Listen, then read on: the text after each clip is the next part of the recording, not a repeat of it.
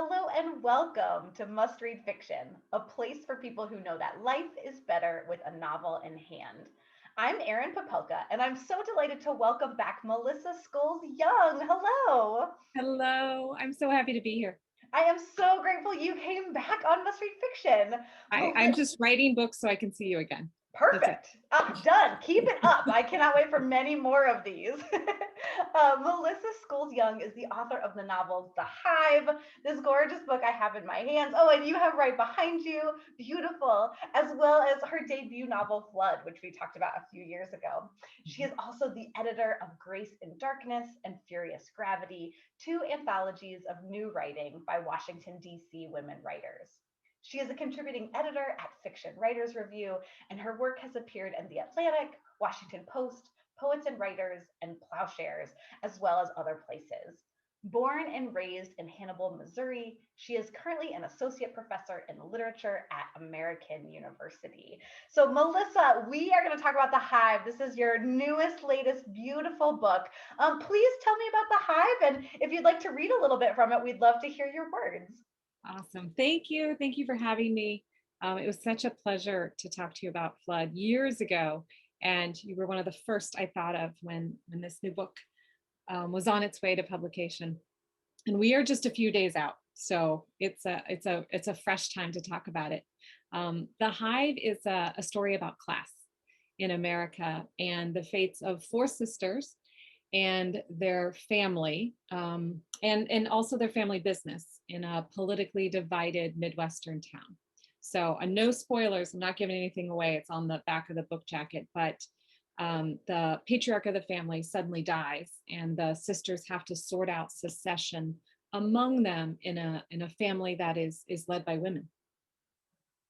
Fascinating. Oh, yes.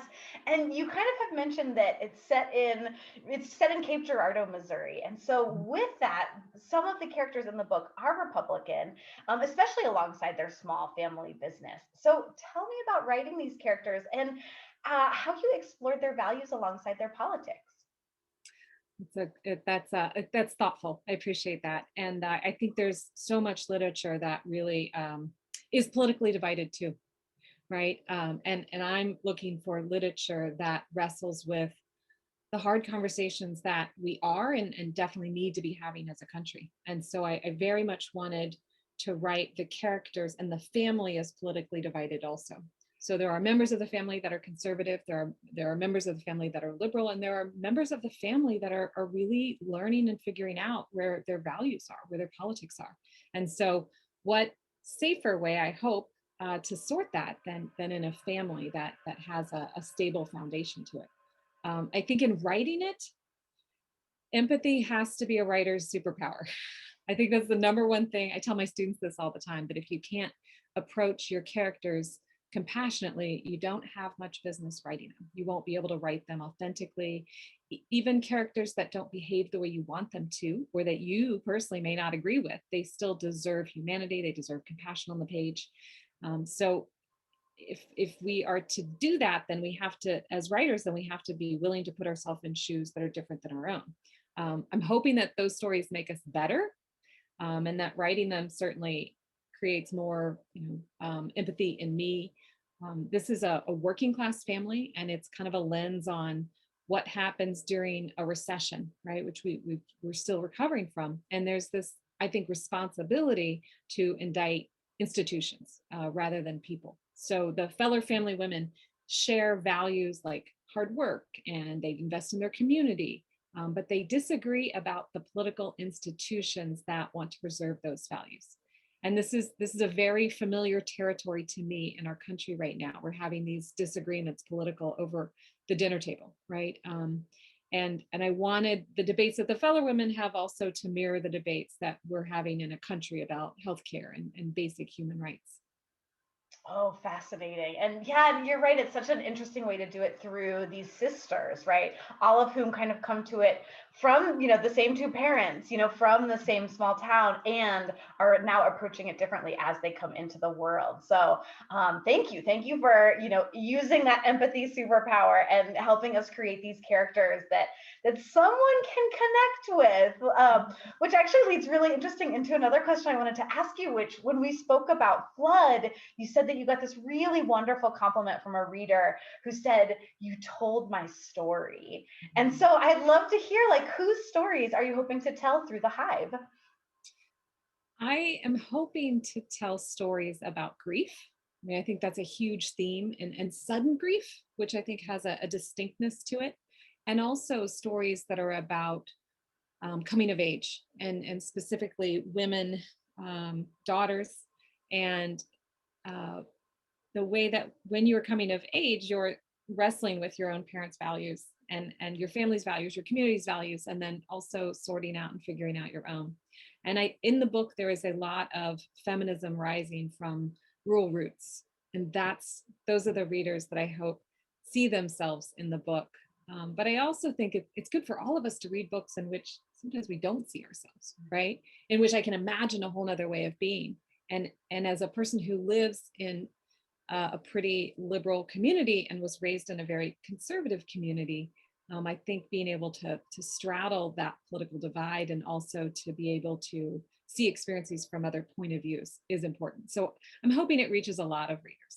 Mhm. Oh, yeah, absolutely. Which does kind of tie in both to empathy that we were talking about, but also compassion, right? Like, I think that reading and especially novels kind of creates a safe place for us to play around with perspectives that are really different from our own. And maybe we're going to disagree with them, and maybe we're not going to make those choices those characters did, but we can have compassion for that. And hopefully that then provides space for compassion for ourselves, compassion for people we meet in the world, and then compassion even beyond that too. And to also get curious about it. I'm always surprised by when something is different than what I think or different than what I've experienced, that sometimes our instinct is to reject it, to push it away. And I hope we get more curious about the worlds we haven't inhabited, and that book stories that we haven't been in can provide a lens, safe access to that. Sometimes it's easier to talk about characters in a novel than it is to talk about your own family around the dinner table, right? It seems a little bit less personal.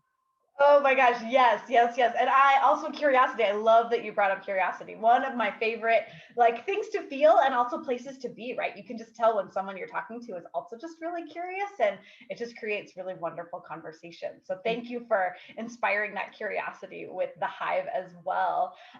Which actually like you're segueing into all my questions. It's so convenient. Thank you. Which It's leads it's the teacher in me. very good, very good. Anticipating all of my needs. Because my next question is that you have talked about writing from questions, right? That you have a question that you want to explore, and that's where a lot of your writing comes from. So, what questions were you exploring in the Hive? The questions that are burning, right, in me. I'm always sort of writing toward those questions. With Flood, the question that I was most fascinated with was not just, can you go home again? Because I've read that story a lot, but what happens if you actually have to, right? Like, your family has to take you back. Those are the rules. And I was writing toward questions that were about kind of survivalism, but also what that line is between like protecting our own people and paranoia that might actually lead to believing it's okay to threaten someone else, right? Like, especially having lived through a pandemic now and still being in a pandemic, there was this instinct, I think, at the beginning to just protect your own, to survive. And what is the cost to a community when that is the number one goal, right? And so I was in the middle of reading and drafting and doing some research that I actually traveled for, and also trying to answer that question. What's that line that sometimes we cross? Yeah, really great questions and really timely questions. Like you said, we are recording this in June of 2021. And so we're tiptoeing into post-pandemic land, maybe, who knows? Like, we Oh, just can't figure it out. Yeah. And so I think this question of like, yes, survival, who do we mhm. prioritize?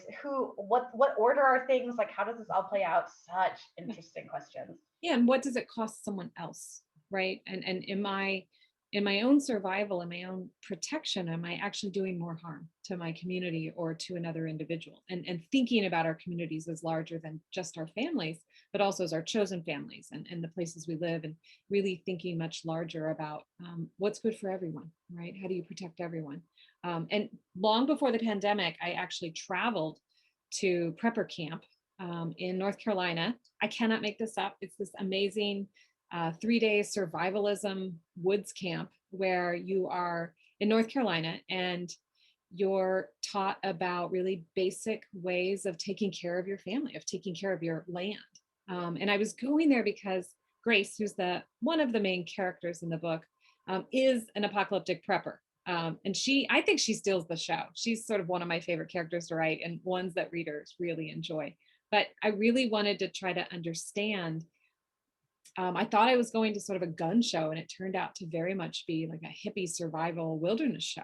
And I thought going into it that I wasn't sure how my values would align, and I was surprised that so much of survivalism and not just doomsday prepper stuff, not the extremist version, but so much of it was about beekeeping and composting and solar energy and ways of being self-sustaining and doing as little harm as possible. So I learned a great deal, and it really helped me understand Grace's motivations.